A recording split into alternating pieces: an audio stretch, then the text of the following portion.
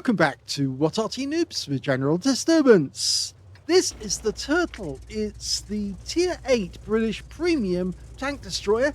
It's located on the south spawn of Mines, and this one is under the command of Photobomber of FUN2. And in fact, it's a double replay video because we've also got another replay to feature after this one.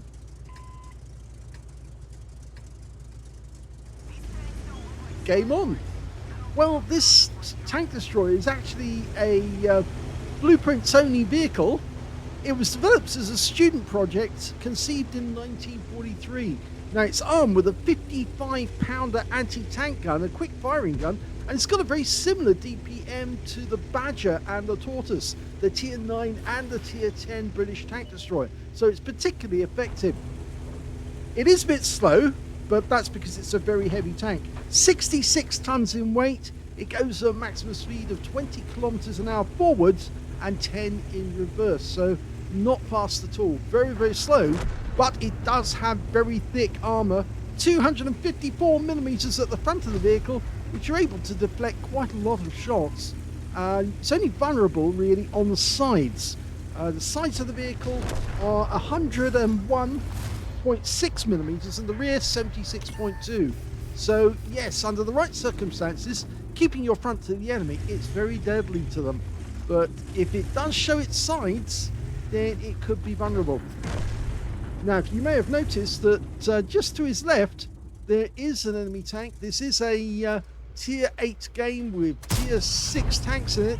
First shot hits the Cromwell, but he's got to watch out because there is somebody over there, a Centurion Mark 1, and yes, he could be dangerous to this tortoise turtle if he can get the shells in through the side.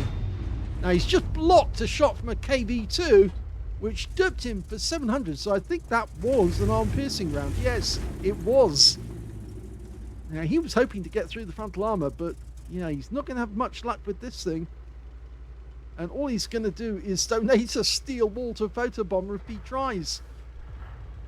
Well, we're one up on the enemy at the moment. We're keeping them from going into the hill. Our T-54 first prototype's already in there, and he's actually able to put rounds down on the enemy and shoot them in the rear from where he is right now. Nobody else can go into the hill whilst he's here in this position, because if they do, they'll get massively hit.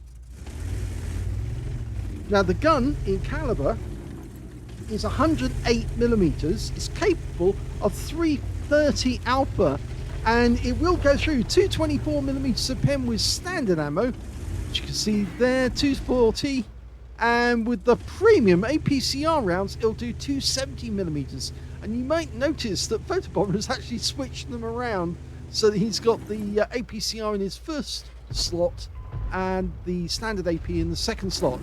He's also carrying 5 HE rounds just in case. They do 430 alpha and they only penetrate 54 millimeters of armor. But some of the tanks he comes up against, the ones which are Tier 6, could actually take a severe hit if they do get hit in the side. So he's basically trying to tempt that Centurion to poke out so he can then rattle him. And now he's backing into the hill, front on to the enemy. If the enemy comes around the corner to our left, we might have a problem. But if he stays there, and he did take a hit, 337, which is a high roll. Now, the enemy's managed to get down a long way on the east side of the map. They've got an SU-101 in quite a dangerous position. But at the moment, none of the enemy can actually make any move in the centre of the map at all. Although they do have the mid-island on the west side of the map. But look how he's doing this again. He's backing up with the enemy in sight. And he just needs to back up enough. And then he can pump around him. If the enemy tries to get him from the north side, if they come around the corner, that's not going to hit. No, that won't penetrate. He tried to get it. The armour there is quite strong. And it's wrong angle, so yes, any round hitting that is actually going to bounce off.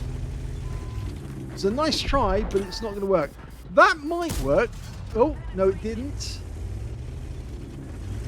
And he's still backing up onto the hill, bouncing the rounds that are coming from the Centurion. Just so long as he doesn't turn side on to that Centurion, he's going to have a really hard day. Okay, I think he's got it now. He's into the hill. Now, all we need is for the AMX on our team to actually hold that corner. It's an AMX M445. Oh, he's decided to come out. Well, that's odd. He did all that effort to get into the hill. Oh, yep. I can see the reason why he came out now. There's a box tank there, and he just smacked him for 351, which is a high roll.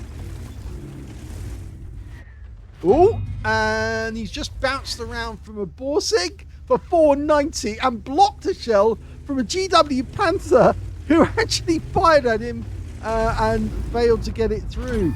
And he's blocked another Borsig shell. Just shows you the strength of the armor is really strong. And now he's blocked a box tank with a 13cm gun. 440 blocked. He's already blocked 2,350 hit points. And the enemy's just having no impression on him. Oh, the Centurion finally managed to get around through the side. But look at all these bounces on the front of the vehicle. Yeah, he did get around through the side of the Centurion. I suppose that's getting revenge for all the rounds that Photobomber put in his front. Yeah, I think he needs... Oh! And the KV2 failed again. And he's blocked another armor-piercing round for the KV2. Yes! He really does need to try something else. There's the Borsig. Hello, Mr. Borsig. Do you want a round? We'll just work out along the line. Yeah. Fire one at him. It's really funny, a Borsig firing a 128mm round, and he just can't get through the front. He absolutely cannot get through the armor. You can see they're just literally bouncing off the front. And that's what comes about when you have 254mm of armor at the front. It's very similar in its characteristics to the Tortoise, because of course it's got heavy armor at the front but very weak armor on the sides and rear. Now he's decided to go up this side. Now that does open the hill to the enemy, and that could be a problem, because if the enemy does notice that he's gone elsewhere, they might try to sneak in and shoot down at our teammates. However, if he keeps blocking the front door at the top of the hill, then he's not going to make impressions on the enemy, because they'll just stop the enemy from moving forward.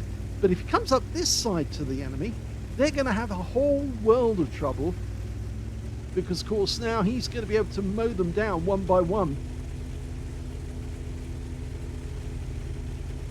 Okay, looks like the Centurion came down from the position he was in.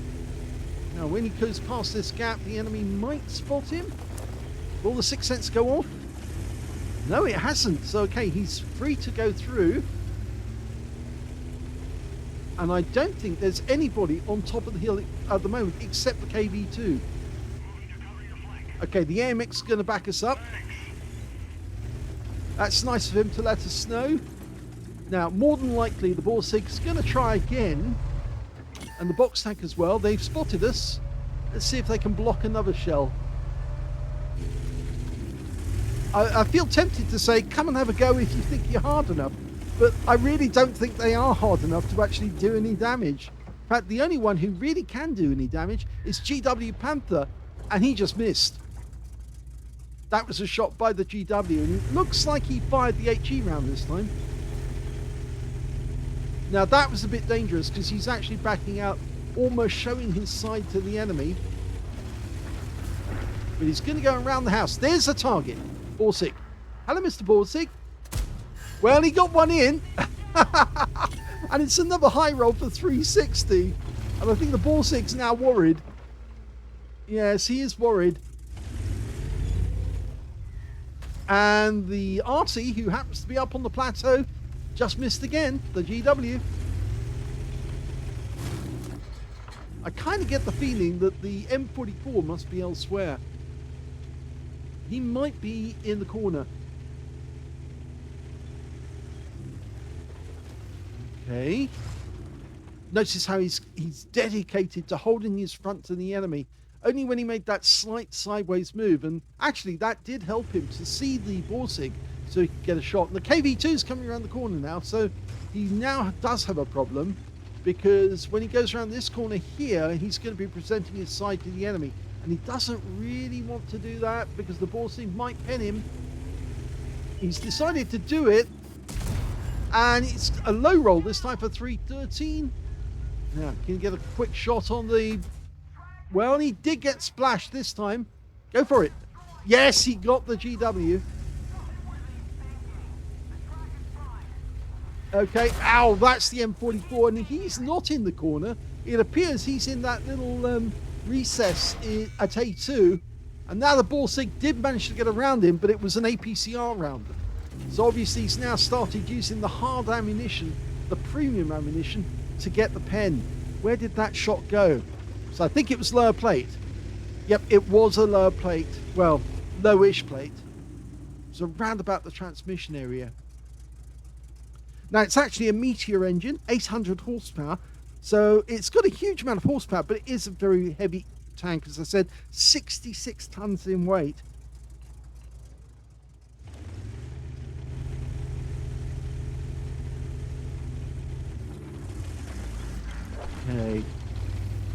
Okay, the enemy just lost their Centurion 1. We're 2 up on the enemy now. That KV2, well, he might go down if he comes around the corner. But I have the feeling the Borsig's definitely going to try the premium rounds again.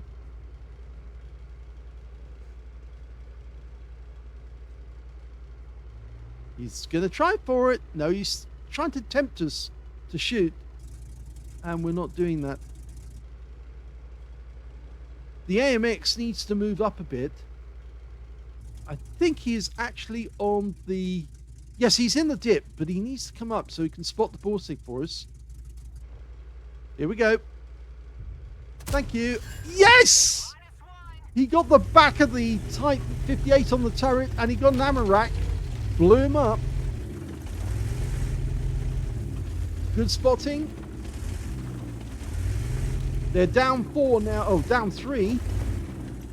Their M44's firing at our Staghound, and he just took out the M44, so they are now down by 4. They've got the T-25-2 guarding the north end of the island, the Borsig, and he's gone. So that means now we're clear to go ahead. We've only got the KV2 just around the corner, and then we've got the Borsig. So he's gone wide. He's going to shoot into the KV2, take him out. Oh, he missed the shot. And we took the round in the tracks. And that was a standard round. And there he got the kill on the KV2. And he's got the high caliber potentially. And that's it. The game's over. And he's won.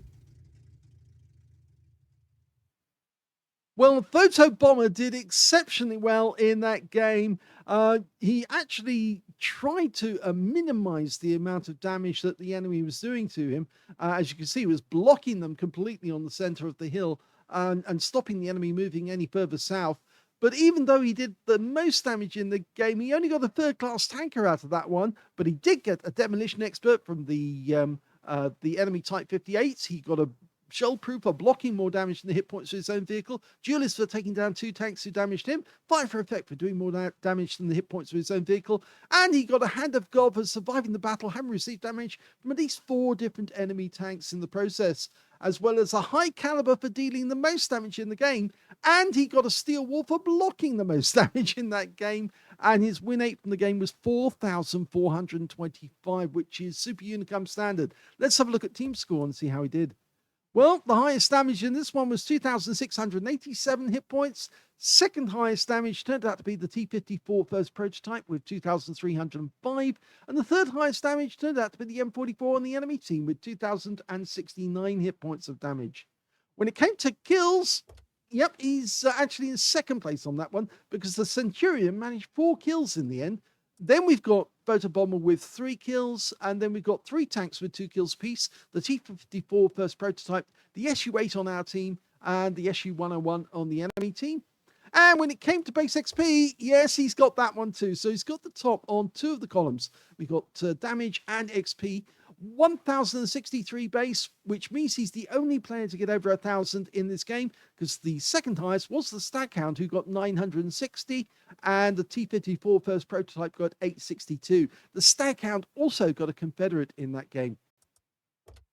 He got 15 shots out in the game. 11 of them were direct hits, 8 penetrations, No splash. 2,687 hit points, of which 1,966 were at more than 300 meters. So a fair amount of damage at long range. You can see it's quite a good gun, that 55-pounder. 15 hits received from the enemy, only 2 of which actually penetrated, and one of those was the Borsig using the premium ammo. The other one was the Centurion, who put around to his side. 12 non-penetrations and 3 hits by way of splash damage from the Arty, who actually managed to land rounds on him, but just couldn't do a huge amount of damage. He did get 1 damaging shot from the M44 on the enemy team. 5,870 hit points of damage blocked by armor. That's a huge total, and earned him a nice little steel wall. 4 enemy vehicles spotted, 7 enemy vehicles damaged, 3 killed, 753 hit points of spotting assist. On a premium account, he actually made a loss on that game, 8,543 credits, and that's mainly down to the fact that he did use a fair amount of premium rounds at 72,000, you can see that, and consumables as well. But he did also earn 8,931 experience points, and he played it very, very well, very canny, by actually, I think if he'd stayed in the top of the hill, it would have been basically stalemate, because nobody would have come over the top, and he couldn't actually move forward unless he could deal with that Borsig. But by going round the hill, he was able to get shots into the side of the Borsig, and it also enabled him to get to that KV2, because again, he couldn't go over the top of the hill and deal with the KV2 unless he could deal with that Borsig first. But it all worked out well in the end, and he got a great result. It's just a pity that he wasn't able to get anything better than the third class in that, because he did do incredibly well. Anyway, that's the end of the first replay. Let's have a look at the second one. The second replay is still on the mines map, but this time round we're on the north spawn, and the player is heavy999 of H999 clan. Yes, he formed his own clan. In fact, he's not the only one who's done it. I've noticed several other players who've done the same, and they've started their own clan because, of course, they like to play with some really good caliber people. Anyway, instead of actually going over the top, he's decided to go over the island, even though it's fairly slow. Yes, as we said, that's one of the bad points about this tank, but it does have very good armor. Well, his first shot doesn't hit the GeForce 1008. It's a tier 8 game with tier 8 tanks only. And I think he's going to go over this island and attack the enemy from this direction. That TS-54 over there, he's in trouble if either the AMX AC-48 hit him or heavy999. Let's see what he can see. Well, nothing yet.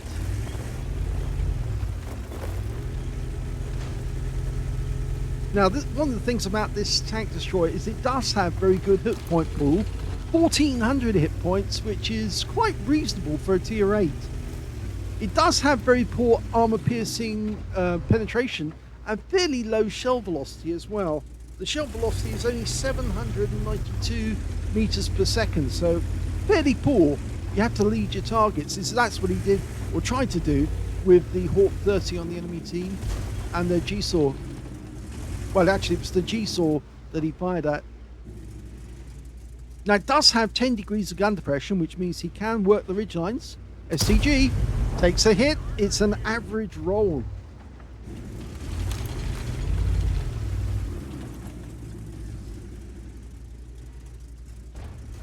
Now, as I said, it does have very poor speed. It also has pretty poor agility as well. It's not really good to traverse and turn around.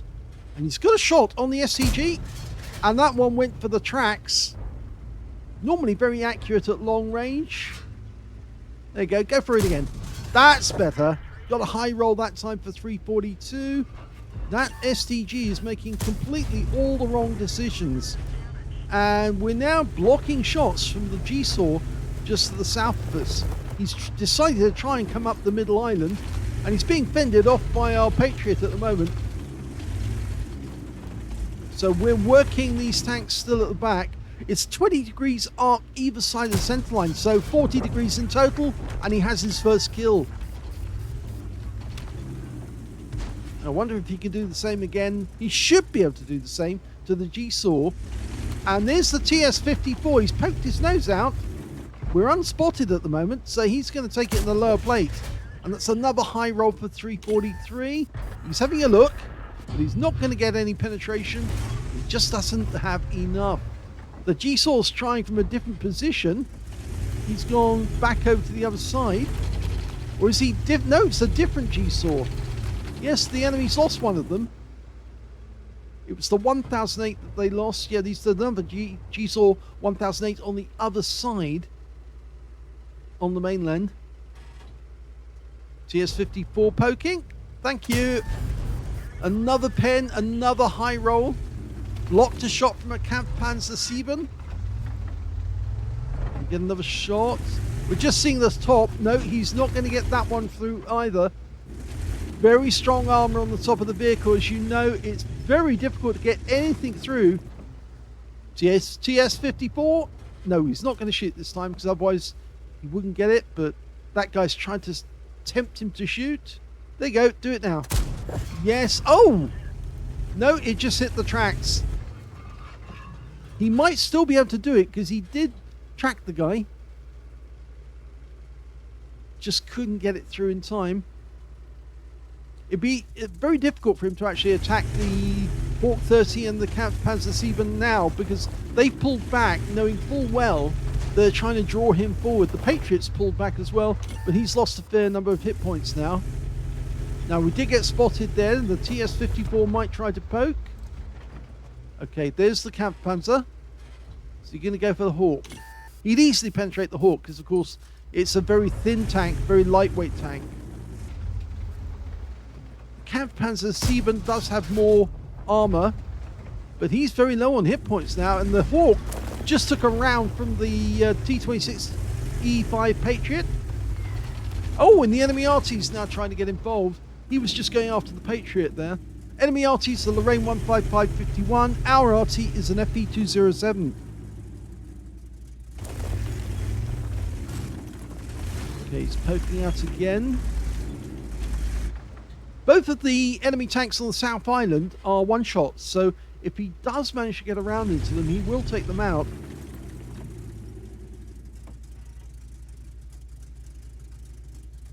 Still got plenty of time.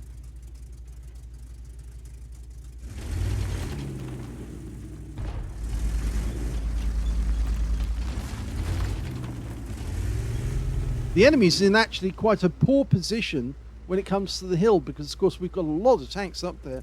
And even though the enemy RT is pumping shells into the hill, they don't seem to be getting much impression. The Hawk's gone. Oh, and there goes the Kampfpanzer 7. And that's a second kill per heavy. G-Saw at distance. Oh, the TS-54 sneakily sent a round through. It was an APCR. He did have to use the premium ammo to get the damage, but this time round, we're going to sneak across. And this time round, yeah, that TS-54 is going to know our displeasure and start feeling a few rounds that will eventually just take him out. He is fairly low, but he's still got a quarter of his health left. Come out, wherever you are. Hello! Remember us? Well, that one's a high roll for 383. He is a one-shot now. Although I expect next time we shoot, it's probably going to be receiving rounds. Yes, the G-Saw tried to get him twice. Failing. Bye-bye, TS-54. Oh, the G-Saw got one through. In fact, he got two through. And the T-28 got one through as well. That's not good. He actually hit the engine bay. And we've not... Our engine's been damaged. And we're now one shot for the enemy. So now it's really difficult for heavy999 to get anywhere in this game. He's used his repair kit, so he has to wait a little while to get it back. But the TS-54 did die, so at least that's one thing.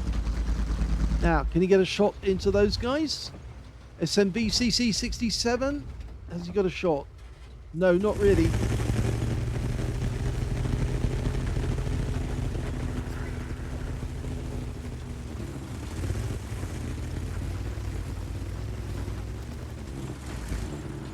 I think the next time we fire the main gun on this tank, the enemy's going to try and punish us. But there's the G-Saw. Yes, we can get a shot. And he gets a high roll again for 331. Backs up, so he goes invisible. Fires another one in. But it only hits the tracks this time. I think that G-Saw's going after the Patriot. Now, remember, you need to lead the target. And he takes a hit from the Scorpion G on top of the hill. And I think the enemy's more worried about the Scorpion G now than they are worried about us. And they've totally... well, we've got our engine back. They're totally ignoring us. They've only got the T-28 now at the back. But he could take us out with just one shot. He just seems to be ignoring us altogether. Now, we switched ammo back to the AP. Our Patriot did die down here on the South Island. But the enemy's down by 2. And from this position, we should be able to take out the SMV CC-67 and also the Progetto. Well, maybe not the Progetto. Maybe take out the T-28 prototype if we can sneak up. I think the SMV is now vulnerable. Now we can shoot from here. No, he probably wants to go back to the next rock as well. Maybe use the G-Saw wreck as cover.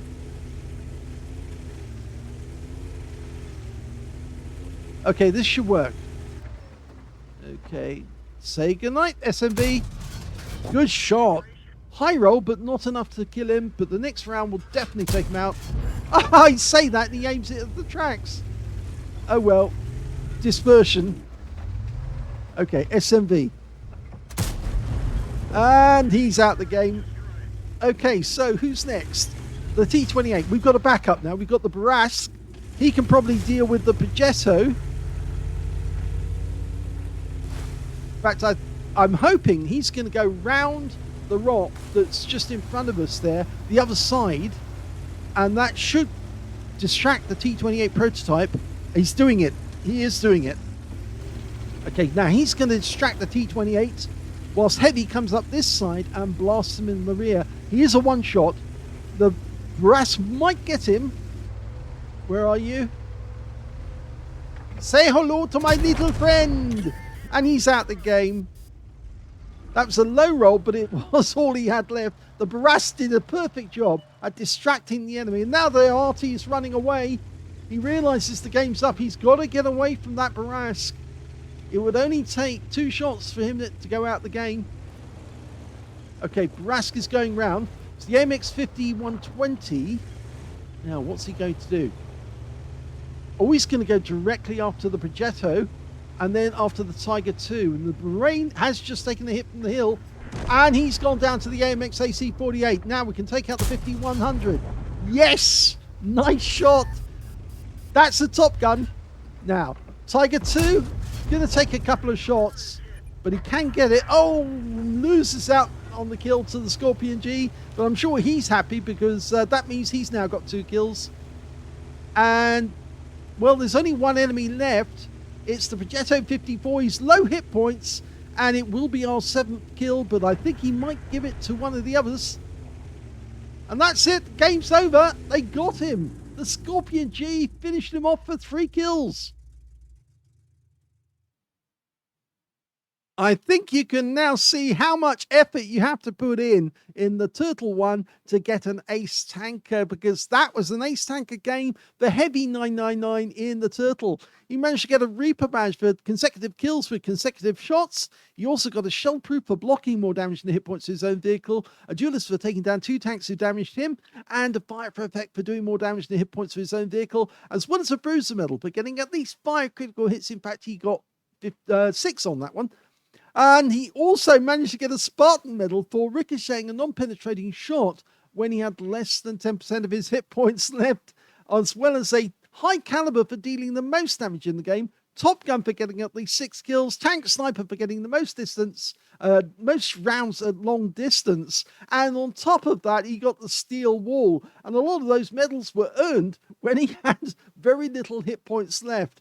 So very well done on that. His win rate was 6,872 in that game. Not quite as high as we managed to see in the game by Photobomber, because of course he actually did get more. Sorry, I do apologize, Heavy. Yes, you did get more XP on XP. Win 8 on that one, 6,872. But you can see again, there was not much difference between Photobomber with only a third class and then heavy999 with an ace tanker and just a few XP more. A few win 8 more.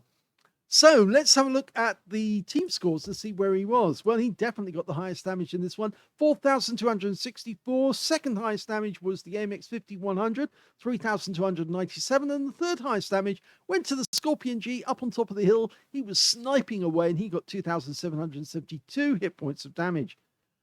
The number of kills, the highest number of kills went to heavy999, 6 kills to him. 3 kills went to the Scorpion G, 2 kills went to the M41D on our team, and the Progetto 54 on the enemy team. And he was the only one that got above 2 figures, or into 2 figures, above 1 figure, I should say. And when it came to base XP, he's got that one too. So heavy999 got the top in all 3 columns out of that one. 1,489 went to Heavy. He was the only one over 1,000. 966 went to the Patriot, and 946 went to the Scorpion G. He fired 21 rounds in that game, 18 direct hits, 15 penetrations. So he actually has 50 shells in the game. So again, didn't use more than half his ammo in the game. And he did use a lot of premium rounds, I must admit. Yes, he did use a fair amount of that. But 18 direct hits and 15 penetrations. You can see those rounds are particularly effective when they land on target. Just a few of them actually landed in the tracks instead and didn't go through. 4,264 hit points of damage, 2,519 at long distance, and that earned him the tank sniper. 16 hits received from the enemy, only 4 of which penetrated, but the thing was that he received most of the penetrations consecutively at the same time, which stripped him of all of his hit points that he needed very quickly. 12 non-penetrations from the enemy, 3,080 hit points of damage blocked by armor, and he earned or damaged 8 of the enemy, killed 6, 966 hit points of damage assistance. On a premium count, he actually earned a profit out of this game, 17,275. You can see he was very tempted to fire the premium rounds, mainly down to the fact that, well, the armor-piercing rounds are not great on penetrations. As I said, they're only 224mm pen, but the premium rounds do work. So obviously, he was using premium rounds to make sure he did the most damage. But he did come out with a profit, 17,275. And of course, that explains why Photobomber was doing the same. He was firing premium rounds to get the effect, and it was working. 4,690 experience points out of that one as well. But he didn't get any bonus for mission completion out of that one. Just the standard premium bonus because it is a premium tank destroyer. So 2 excellent games in the Turtle 1 shows how good it actually is. I always thought when I saw this tank that it was actually a kind of like smiling tank destroyer because it has a kind of funny arrangement at the front of the vehicle, which actually looks like a mouth with all the cables and the spare rope wheels. But it is actually a very effective tank because of that heavy armor.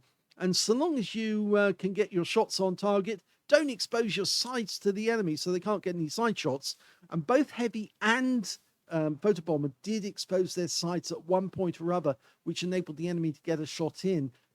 And in fact, in Heavy's case, he got them out very bad shots because, of course, consecutive shots from the enemy GSAW 1008 were able to get through.